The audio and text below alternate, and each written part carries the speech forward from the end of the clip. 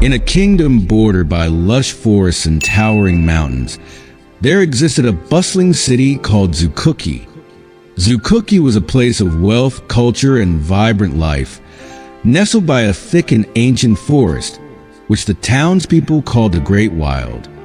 The forest was vast, stretching far beyond what the eyes could see, and within it, something far more terrifying than any legend lurked.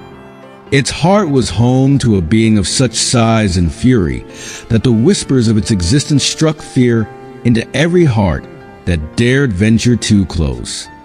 This creature was none other than the giant gorilla, known simply as Kota in the native tongue, meaning the beast. Kota was no ordinary gorilla, towering over trees and capable of shaking the earth with every step. He was a monstrous figure, with fur so dark it absorbed the sunlight. His eyes gleamed with a malevolent red hue, and his roar could be heard from miles away. The townspeople of Zukuki feared Kota, for they believed he was a force of destruction, an ancient evil who had once been a god, cast down from the heavens due to his cruelty and greed. According to the elders, Kota had once ruled over the forest with an iron fist, and when the people of Zukuki dared to defy him, he descended into a rage that left the city in ruins. For years, Kota's presence haunted the people of Zukuki. The townsfolk avoided the forest at all costs, believing the gorilla's anger would rise again if they trespassed. But as time passed, the terror of Kota's wrath began to wane, becoming nothing more than a tale passed down from generation to generation. Life in Zukuki moved on, and people forgot about the dangers lurking in the Great Wild. Yet, despite the passage of time, there remained one person who still feared the forest, King Abimbola Zukuki. His kingdom flourished, but there was a lingering sadness in his heart, for his queen Yinkusu had not been the same since their marriage. Yinkusu, known across the kingdom for her beauty, intelligence, and grace, was not the same woman she had been before the wedding. She had changed, become distant, and her once joyful spirit seemed locked away. What troubled the king most was the fact that Yinkusu had begun taking frequent trips outside the palace to the neighboring town, a route that took her through the very heart of the Great Wild. No one knew the exact reason for her journeys, but the king suspected that something dark was at play. What the king did not know, however, was that Yinkusu's travels were not only because of a mysterious longing, but also because she had encountered something far more terrifying than the king could imagine. As the sun began to set each evening, casting a fiery red glow over the horizon, the people of Zukuki would lock their doors and stay indoors. The Great Wild was known to come alive at night, and strange sounds echoed from within its depths. No one dared venture into the forest after dusk, for they feared the wrath of the beast. Yet, there were those who sought to test their courage, who believed the gorilla's power was merely a tale meant to scare children. Among those who dared enter the forest was a group of brave hunters, who, with their sharp spears and quick reflexes, believed they could capture the mighty gorilla and bring an end to the terror that had gripped the land for generations.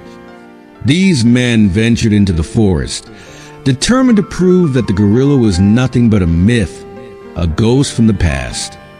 For days they searched, braving the dense thickets and towering trees. But each night, as they gathered by their campfires, they would hear the distant growl of Kota, the gorilla's rage echoing through the air. The hunters would tremble in fear, yet they pressed on, unaware that the beast was always watching. On the fourth day of their hunt, as the hunters were preparing to rest for the night, they heard the earth tremble beneath them. From the shadows of the trees emerged a figure so large that it seemed to blot out the moon itself. It was Kota, his dark form moving with such power that the ground quaked with every step. His eyes locked onto the hunters, who, frozen in terror, could only stand and stare. With a roar that could shatter the eardrums of any man, Kota charged. The hunters tried to fight back, but their spears were useless against the gorilla's sheer strength. One by one, they were thrown aside, their bodies crushed beneath the might of Kota's fists. The last of the hunters, a young man named Olamide, managed to escape, running for his life, his heart pounding in his chest. When Olamide returned to Zukuki, he was a broken man. His body was bruised, his clothes torn, and his eyes filled with terror. He spoke of the gorilla's fury, telling tales of its immense strength and how it had destroyed the hunters with ease. The city was in a state of shock. Kota was real, and he was angry. The people knew that the gorilla would soon come for them. The king summoned his advisors, hoping for a solution, but none could offer any answer. Some believed that Kota had been cursed, while others believed he was a punishment sent by the gods for the arrogance of the townspeople. But regardless of the reason, one thing was certain: Kota's anger would not be quelled so easily. As time passed, the town of Zukuki grew more fearful, and King Abimbola's concern for his wife, Queen Yinkusu, deepened. He knew of her strange journeys through the Great Wild, and though he tried to stop her, she always found a way to escape the palace. The king's heart grew heavy with doubt, and he began to fear that the giant gorilla Kota had cast a spell over his beloved queen. One fateful day, Yinkusu left the palace once more, this time with a determined look in her eyes. She knew that something had to change, for she had seen the truth. Kota, the beast, was not just a monster, but a creature who had suffered. There was a sorrow in the gorilla's heart, a pain so deep that it mirrored her own. In her dreams, she had heard his voice, his words calling out to her, asking for companionship, for someone to share his loneliness. Yinkusu journeyed deep into the forest, following the path that led to the heart of the Great Wild. There, in the darkest part of the forest, she found Kota.